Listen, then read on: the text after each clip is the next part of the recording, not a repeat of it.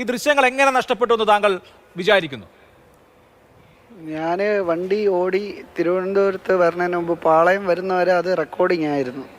അത് കഴിഞ്ഞ് ഉള്ള കാര്യങ്ങൾ എനിക്കറിയത്തില്ല. വണ്ടി എൻ്റെ കയ്യിലില്ലായിരുന്നു, ഞാൻ സ്റ്റേഷനിലായിരുന്നു. അത് കഴിഞ്ഞ് CMDക്കല്ലേ അതിൻ്റെ ഉത്തരവാദിത്വം, അവരാണ് പറയേണ്ടത് എന്ത് ചെയ്തു, മെമ്മറി കാർഡ് എന്ത് ചെയ്തെന്നും കാര്യങ്ങളെല്ലാം അവരാണ് പറയേണ്ടത്. അല്ലാതെ ഈ മെമ്മറി കാർഡ് അതിൻ്റെ അകത്ത് ഉണ്ടെന്ന് പോലും എനിക്കറിഞ്ഞൂടെ. നേരെ ഇവിടെ നിന്ന് റെക്കോർഡിങ് CMDയുടെ അടുത്തോട്ടാണ് പോകുന്നതെന്നാണ് ഞാൻ വിചാരിച്ചത്. പക്ഷേ അതിൻ്റെ അകത്ത് ഒരു മെമ്മറി കാർഡ് ഉണ്ടെന്ന് ഈ വാർത്തകൾ കേട്ടപ്പോഴാണ് മനസ്സിലായത്. അല്ല, സാധാരണ നിലയിൽ ഇതൊക്കെ ആരാണ് കൈകാര്യം ചെയ്യുന്നത്? ബസ്സിൽ CCTV ഉണ്ടെന്ന് നിങ്ങൾക്ക് എന്തായാലും അറിയാമല്ലോ. ഇത് ആരുടെ കൺട്രോളിലാണ്? ഇത് കൺട്രോൾ എന്ന് വെച്ചാൽ CMDയുടെ കൺട്രോളിലാണ് വരുന്നത്. CMD അത് ഡയറക്ട്ലി CMDയുടെ കൺട്രോളിലാണ്. ഞാൻ ചോദിക്കുന്നത് ഇത് പരിശോധിക്കാനോ അതല്ലെങ്കിൽ ഇത് ഉപയോഗിക്കാനോ അത്തരത്തിലുള്ള ആക്സസ് ആർക്കാണ്?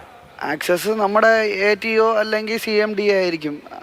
മേൾ ഉദ്യോഗസ്ഥരവരാണ്. അല്ലാതെ വേറെ ആർക്കും അത് തൊടാനോ എടുക്കാനോ കോപ്പി എടുക്കാനോ പറ്റില്ല. അപ്പോൾ ഇത് ഈ ഡിപ്പോയിൽ എത്തിയതിനു ശേഷം ഇപ്പൊ താങ്കളെ ആ ബസ്സിനകത്ത് നിന്ന് പോലീസ് കൊണ്ടുപോയി, അതിനുശേഷം ആ ബസ് അവിടെ കിടക്കായിരുന്നു, താങ്കൾ പിന്നെ ബാഗ് എടുക്കാനാണ് ബസ്സിലേക്ക് വന്നത്. അപ്പൊ അതിനുശേഷം ബസ് ഡിപ്പോയിൽ പോയതിനു ശേഷമായിരിക്കുമോ ഈ കാർഡ് അതിൽ നിന്ന് എടുത്തിട്ടുണ്ടാവുക? ആയിരിക്കും.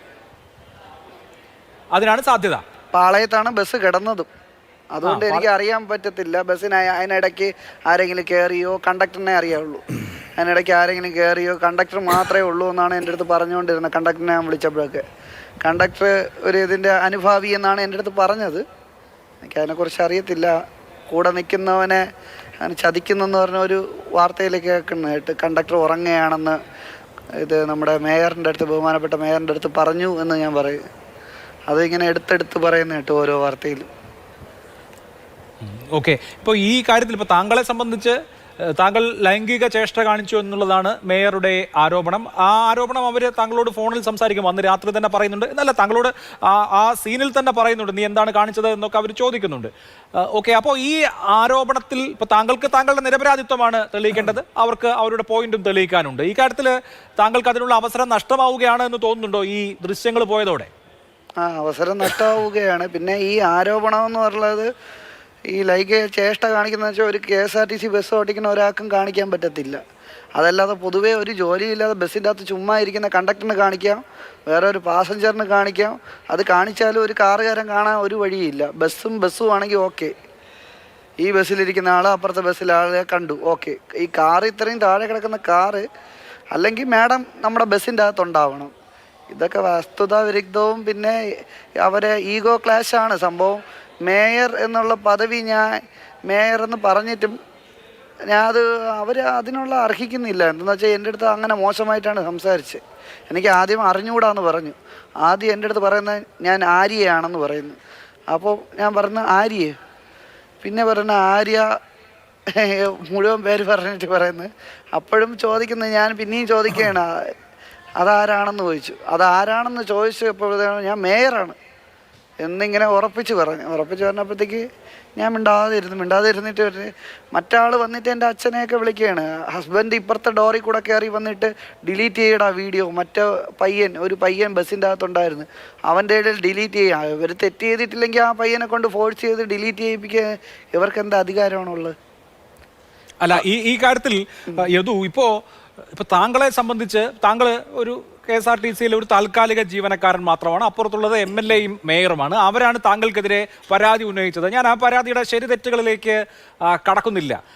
അവിടെ ഇപ്പോൾ താങ്കൾ തന്നെ പോലീസ് സ്റ്റേഷനിൽ വെച്ച് ഈ മേയറെ വിളിച്ച ഒരു ഫോൺ കോൾ ഉണ്ട്. ആ ഫോൺ കോളിൽ അവരിങ്ങോട്ട് പറയുന്നത് മേയർ എന്നോ MLA എന്നോ എന്നുള്ള പരിഗണനയുടെ പ്രശ്നമല്ല, മറിച്ച് നമ്മളൊരു പൊതു വീതിയിൽ അല്ലെങ്കിൽ ഒരു റോഡിൽ അങ്ങനെയൊക്കെയുള്ള സമയത്ത് എങ്ങനെയാണ് പബ്ലിക് സർവൻസ് പെരുമാറേണ്ടത്? ഞാനും പബ്ലിക് സർവൻ്റാണ്, താങ്കളും പബ്ലിക് സർവൻ്റാണ്. അപ്പോൾ എങ്ങനെയാണ് ജനങ്ങളോട് പെരുമാറേണ്ടത് എന്നുള്ളതാണ് പ്രധാനപ്പെട്ട വിഷയം എന്ന് അവർ പറയുന്നു. താങ്കൾ സോറി പറയുന്നു. അപ്പോൾ ആ ഘട്ടത്തിലും അവർ ഈ ആംഗ്യം കാണിച്ചു എന്ന പ്രശ്നം പറയുന്നുണ്ട്. താങ്കൾ എനിക്ക് അങ്ങനെ അറിയില്ല എന്നും പറയുന്നു. ഇതിപ്പോൾ അങ്ങനെ ഈ മേയർ എന്ന പദവിയെ ഏതെങ്കിലും തരത്തിൽ പ്രയാസപ്പെടുത്തി അല്ലെങ്കിൽ മേയർ എന്ന പദവിയെ ബഹുമാനിക്കാത്തത് കൊണ്ടാണ് എന്ന് നമുക്ക് പറയാൻ പറ്റുമോ? അതാണ്, മേയർ എന്ന പദവിയെ ബഹുമാനിക്കാത്തതുകൊണ്ടല്ലേ ആംഗ്യം കാണിച്ചു എന്ന് പറയുന്നത് പിന്നീടാണ്. പിന്നീടെന്ന് വെച്ചാൽ ഈ വിഷയത്തിന് ശേഷം ഞാൻ ഫോൺ വിളിക്കുമ്പോഴാണ് മാഡം പിന്നെയും ആവർത്തിച്ച് ഞാൻ അത് ചെയ്തു എന്ന് കാണിക്കാൻ വേണ്ടിയിട്ടാണ് എൻ്റെ അടുത്ത് ഫോണിൽ അങ്ങനെ ഹലോ കേൾക്കുന്നില്ല എന്ന് 2-3 പ്രാവശ്യം പറഞ്ഞിട്ട് അത് റെക്കോർഡ് ചെയ്യാൻ ശ്രമിക്കുന്നു. എന്നെ കൊണ്ട് അത് പറയിപ്പിക്കാൻ ആംഗ്യം കാണിച്ചു എന്നുള്ള രീതിയിൽ ആക്കാൻ വേണ്ടിയിട്ട് പലതവണ ശ്രമിക്കുന്നുണ്ട്. അപ്പോൾ ഞാൻ അപ്പോഴേ റെക്കോർഡ് ചെയ്യുകയാണ്. എനിക്ക് മനസ്സിലായി അവർ റെക്കോർഡ് ചെയ്യുകയാണ്, ഞാൻ റെക്കോർഡ് ചെയ്യാമെന്ന് വിചാരിച്ച് റെക്കോർഡ് ചെയ്ത് ഞാൻ അങ്ങനെ ഒരു തെറ്റ് ചെയ്തിട്ടുണ്ടെങ്കിൽ സോറി എന്ന് പറഞ്ഞതാണ് മാഡത്തിന് ഇഷ്ടപ്പെടാത്തത്. ഞാൻ തെറ്റ് ചെയ്തു മാഡം സോറി എന്ന് പറഞ്ഞിരുന്നെങ്കിൽ മാഡത്തിന് വിഷയമില്ലായിരുന്നു. ഈ സംഭവത്തിന് ശേഷം ഇപ്പൊ പോലീസുകാർ പറഞ്ഞിട്ടാണ് താങ്കൾ വിളിച്ചതെന്നാണ് ഞാൻ മനസ്സിലാക്കുന്നത്. അതിനപ്പുറത്ത് ഇതിൽ എന്തെങ്കിലും പ്രത്യേക നിലയ്ക്ക് പെരുമാറണമെന്നോ പറയണമെന്നോ അങ്ങനെ ഏതെങ്കിലും സമ്മർദ്ദം താങ്കൾക്കുണ്ടായിരുന്നോ? ഞാൻ അങ്ങനെ പറയണമെന്നോ എനിക്ക് അങ്ങനെ ഒരു വിചാരവും ഇല്ലായിരുന്നു. ഇത്രയും ബസ്സിൽ ഇത്രയും ഇവിടെ വന്നപ്പോഴാണ് ഇത്രയും ആൾ കുറഞ്ഞ്. കേശവദാസപുരം വരെ നല്ല ആളുണ്ടായിരുന്നു, പെണ്ണുങ്ങളുണ്ടായിരുന്നു. പെണ്ണുങ്ങളെ മാന്യമായിട്ട് ഇറക്കി വിടുകയും ചെയ്തു. ഫ്രണ്ടിൽ ഇരുന്ന പെണ്ണുങ്ങളൊക്കെ മാന്യമായിട്ട് ബസ് സ്റ്റോപ്പിൽ കറക്റ്റ് വെട്ടമുള്ള സ്ഥലത്ത് നിർത്തി ആളെ ഇറക്കിയിട്ടാണ് വണ്ടി ഓടിച്ചു പോകുന്നത്. താങ്കൾ തന്നെ പറയുന്നുണ്ട്, ഞാൻ പുലർച്ചെ 2:30 ഡ്യൂട്ടിക്ക് കയറിയതാണ്. വീട്ടില് കുട്ടിയുണ്ട്, 8 വയസ്സുള്ള കുട്ടിയുണ്ട്, എനിക്ക് വീട്ടിലെത്തണം എന്നുള്ള തോന്നലുണ്ട്, അതുകൊണ്ടാണ് ഞാൻ കുറച്ച് വെപ്രാളപ്പെട്ട് ഓടിച്ചത് എന്ന് താങ്കൾ അതിനിടയ്ക്ക് പറയുന്നുണ്ട്. അപ്പോൾ ഈ ആര്യ പറയുന്നത്, മേയർ പറയുന്നത് 3 വണ്ടിയെങ്കിലും താങ്കളുടെ ബസ് ഇടിക്കാൻ പോയി എന്നുള്ളതാണ്. അങ്ങനെ ഉണ്ടായിരുന്നോ? അങ്ങനെ ഉണ്ടായെങ്കിൽ മാഡത്തിന് നിഷ്പ്രയാസം അത് തെളിയിക്കുകയായിരുന്നല്ലോ. ഓരോ CCTV ക്യാമറയും ഓരോടത്തുണ്ട്, AI ക്യാമറകൾ ഇഷ്ടം പോലെ ഉണ്ട്. എന്നെക്കാട്ടിയും കൂടുതലും മാഡത്തിന് തെളിയിക്കാൻ ഇഷ്ടംപോലെ ഉണ്ടാവും.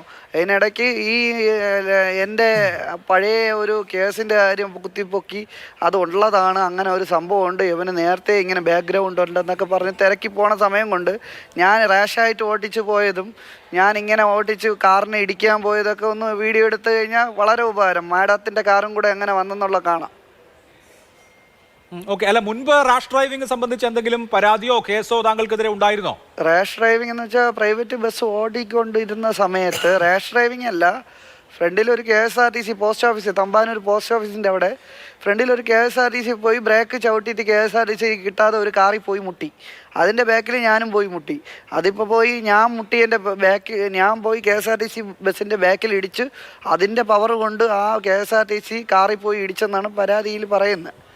അതാ അവർ ഓരോന്നും പറയും രക്ഷപ്പെടാൻ വേണ്ടിയിട്ടും, അതല്ലാതെ അവരുടെ ഭാഗത്ത് ഞാൻ തെറ്റില്ല എന്ന് വരുത്താൻ വേണ്ടിയിട്ട് പല രീതിയിലും അവർ പറയും. അതിലൊന്നും എനിക്ക് വിഷയമില്ല. പക്ഷേ സത്യം ഒന്നേ ഉള്ളൂ, അത് മാത്രമേ എനിക്ക് പറയാനുള്ളൂ.